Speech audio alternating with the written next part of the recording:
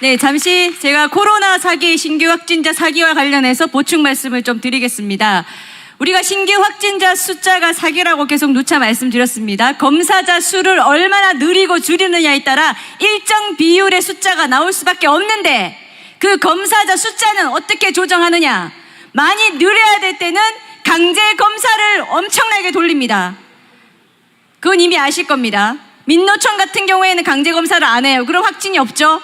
그러면 감염과 상관없다 이렇게 말합니다. 8.15 집회, 교회 양성 1명 나오면 거기 있는 모든 명단자들에게 검사를 강제로 받게 합니다. 그럼 당연히 나오죠. 그러면 코로나 확산 주범이라고 말합니다. 이래서 신규 확진자 숫자 가지고 코로나 방역을 하는 것은 범죄입니다. 범죄. 자, 이번에 지금 18만 명씩 검사하고 있어요. 사상 초유의 18만 명씩 검사하는데 이 18만 명이라는 검사가 나오려면 이제는 강제 검사 가지고도 이 숫자가 안 나오는 겁니다. 그래서 나오는 게 선제 검사입니다. 요즘 들어보셨죠? 강제 검사는 알겠는데 선제 검사는 또 뭐냐? 이제는 어떤 집단에 양성이 안 나와도 공문을 막 보냅니다.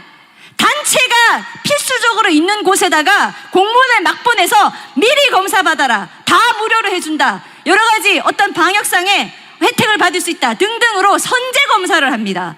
이렇게 해서 무차별적으로 지금 하루에 18만씩 검사를 하는데 황당한 것은 그래서 나오는 게 1000명 넘으니 지금 우리 4단계로 거의 죽음 직전까지 우리를 몰고 있죠.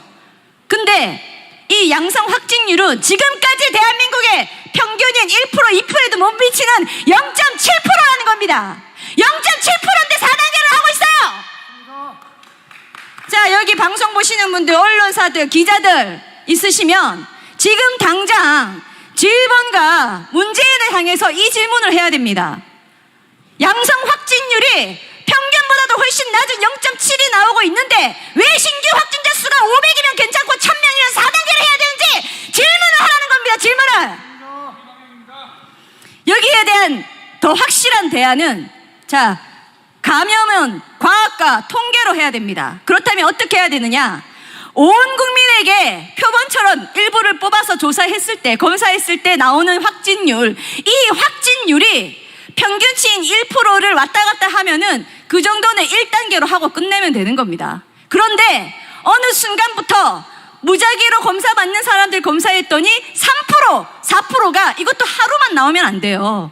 우연의 일치로 하루 동안은 검사받은 사람들 중에 3% 나올 수가 있어요. 하루로는 안 되고 통계라는 것은 일정 기간이 쌓여야 유의미한 결과를 보는 겁니다. 최소한 일주일, 2주일 이상 지켜봤더니 무작위로 검사를 하는데도 이 양성 확진율이 3%, 4% 계속 유지가 되고 있다. 이 말은 대한민국 전국 국민들의 감염 상태가 높아졌다라고 볼 수가 있는 겁니다. 이렇게 됐을 때 볼 수가 있는 겁니다. 이렇게 됐을 때 2단계를 가든 3단계를 가든 해야 되는 겁니다. 무슨 말씀인지 아시겠습니까?